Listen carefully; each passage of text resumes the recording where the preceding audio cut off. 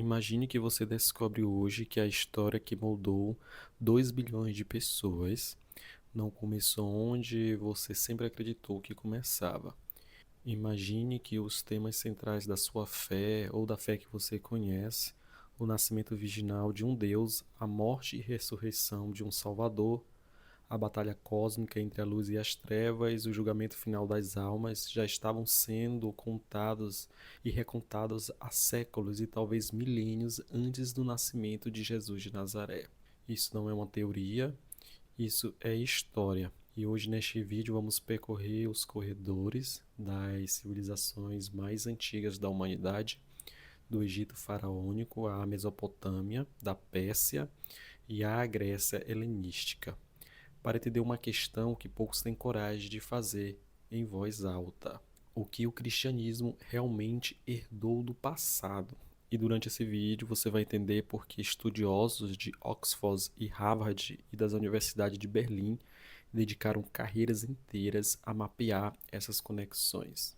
Você vai conhecer os deuses que morreram e ressuscitaram antes de Cristo, vai entender como o conceito de Messias não nasceu na Judéia, mas pode ter raízes da Pérsia, e vai descobrir por que a Igreja Católica nos primeiros séculos travou uma guerra silenciosa contra o passado, apagando e reescrevendo e destruindo. Mas atenção, nada do que vamos discutir aqui é uma tentativa de destruir a fé de ninguém. Muito pelo contrário, é entender de onde as ideias vêm é o primeiro passo para compreendê-las com profundidade real. E para entender por que essas semelhanças existem, precisamos voltar a um momento que mudou tudo. Precisamos ir ao Egito de 3.000 anos antes de Cristo. Estamos no Vale do Nilo, por volta de 2.400 anos antes de Cristo. O faraó é visto como divino e nas paredes dos templos uma história é repetida em hieróglifos, em papiros, em encantos e rituais. Osíris é o deus da fertilidade, da vegetação do além. Ele governa o Egito com sabedoria e justiça, mas seu irmão Sete, o deus do caos, o trai, o assassina e despedaça seu corpo em 14 pedaços, espalhando-os pelo mundo. Sua esposa, a deusa Ísis, vagueia pela terra em lamento, recolhe cada fragmento do corpo do amado e com seu poder divino ressuscita Osíris. Ele volta à vida, torna-se o senhor do mundo dos mortos. E o filho gerado por Ísis após a ressurreição, concebido de forma sobrenatural, recebe o nome de Horus. Aí parem aqui por uns segundos. Um Deus que morre, uma mulher que concebe divinamente um filho que traz esperança, um julgamento das almas após a morte, e isso lhe soa familiar. O Egito, claro, não é um único ponto de origem, mas é o mais antigo e o mais documentado. Os textos das pirâmides que descrevem Osíris datam de 2.400 anos antes de Cristo, mais de 2.000 anos antes do Novo Testamento. E como veremos mais adiante, esses mitos egípcios não ficaram isolados no deserto. Eles viajaram, eles se transformaram e encontraram outros mitos pelo caminho. Horus e os paralelos com Jesus. Algumas comparações entre Horus e Jesus circulam há décadas, mas é preciso ser bem preciso aqui, porque a má história também existe. O que os estudiosos confirmam é o seguinte: Horus é filho de uma divindade e nasce em circunstâncias sobrenaturais. Ele é descrito como o Filho de Deus em textos egípcios. Ele combate o mal na figura de Sete, e sua história é associada à morte, ao renascimento e à vitória sobre as trevas. Não é uma cópia literal, mas o padrão narrativo, o padrão do herói divino que sofre, morre simbolicamente e retorna. Esse padrão é antigo e muito antigo. Para entender por que tantos paralelos existem, precisamos voltar a um evento geopolítico que poucos relacionam com a história religiosa: a expansão do Império Persa no século VI a.C.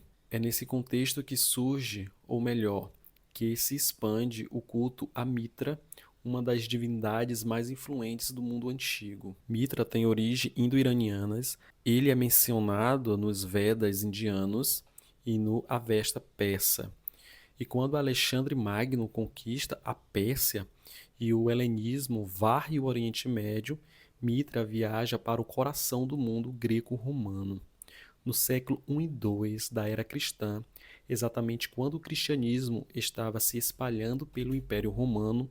O culto de Mitra era uma das religiões mais populares entre os soldados romanos. O que dizem os estudiosos sobre Mitra e Cristo? Aqui precisamos ser rigorosos. Afirmações populares como Mitra nasceu em 25 de dezembro, tinha 12 discípulos, ressuscitou, são questionadas por historiadores sérios.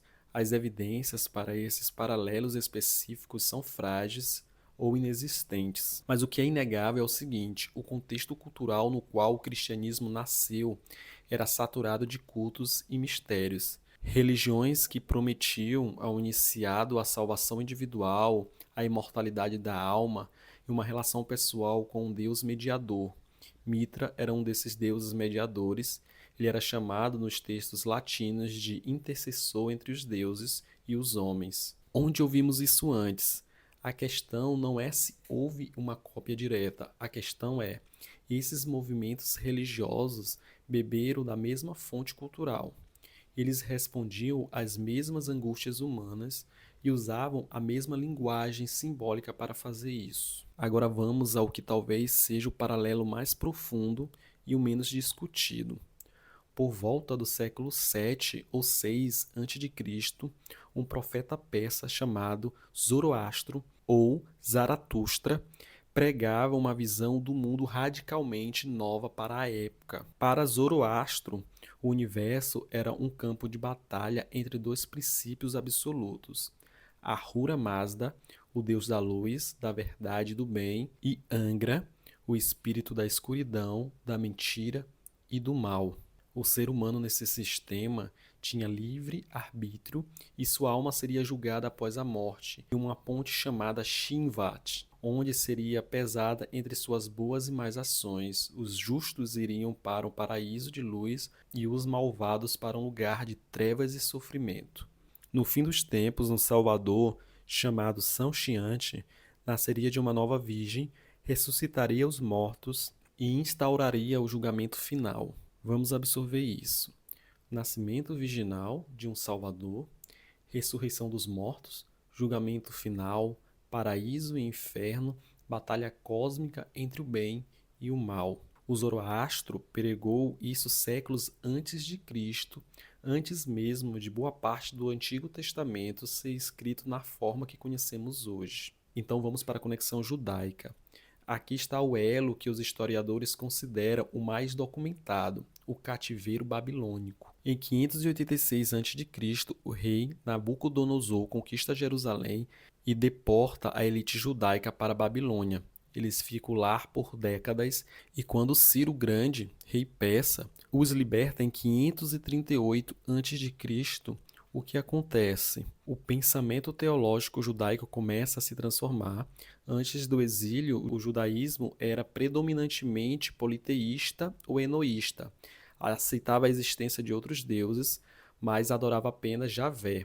Mas o exílio, o monoteísmo estrito emerge, o conceito de um adversário cósmico, Satanás, aparece. A ideia de ressurreição dos mortos começa a ganhar força, o apocalipse, a visão de um fim dos tempos e um julgamento universal floresce. Então aqui tem coincidência ou um intercâmbio cultural? Para a maioria dos historiadores do Oriente Antigo, a resposta é clara: o judaísmo do Segundo Templo, o judaísmo no qual Jesus nasceu e foi criado, foi profundamente influenciado pelo pensamento persa zoroastriano. Avancemos para o mundo helenístico, o mundo criado pelas conquistas de Alexandre Magno no século IV a.C. Alexandre não apenas conquistou territórios, ele criou um mundo onde culturas se misturavam de forma sem precedentes. Gregos, egípcios, persas, semitas, todos convivendo, trocando ideias, fundindo crenças.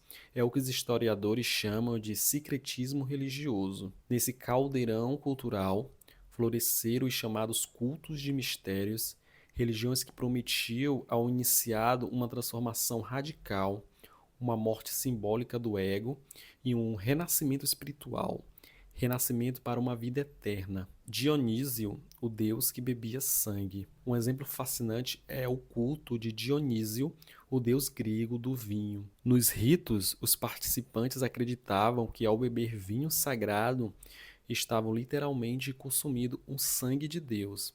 Estavam se tornando um com ele. Dioniso, nas versões mais antigas do mito, era filho de Zeus e de uma mortal, Semele.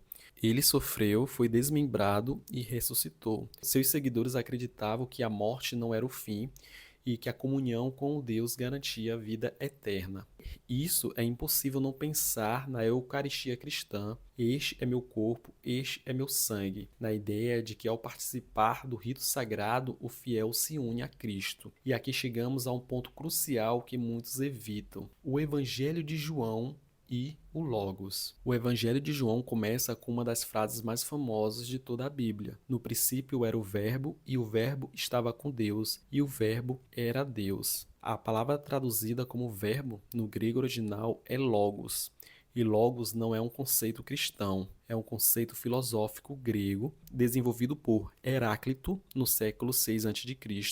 e posteriormente refinado pelos estoicos, que significava a razão ordenadora do universo, o princípio divino de que sustenta toda a realidade. O autor de João estava escrevendo em grego para um público helenizado e ele usou conscientemente um conceito filosófico grego para descrever Jesus. Isso não enfraquece a mensagem cristã, mas revela que seus comunicadores eram pessoas do seu tempo que falavam a língua cultural do mundo ao redor. Chegamos agora à pergunta mais importante: por que essas semelhanças existem? Existem basicamente três teorias que os estudiosos debatem. A teoria número 1, empréstimo cultural direto.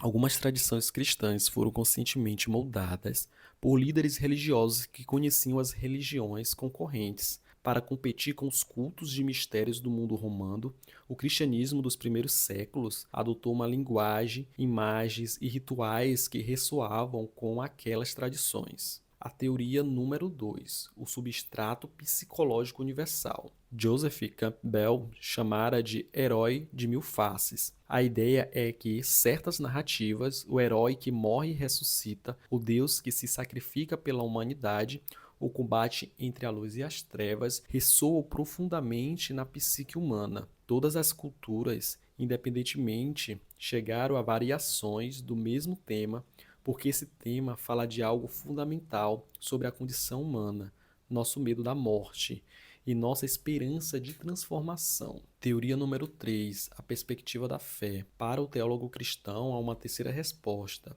Deus preparou o coração da humanidade. As religiões antigas eram, de certa forma, um pré-anúncio, uma antecipação imperfeita de uma verdade que seria revelada plenamente em Cristo. Lewis chamou isso de mitos que se tornam fatos. Essas três perspectivas não são necessariamente excludentes.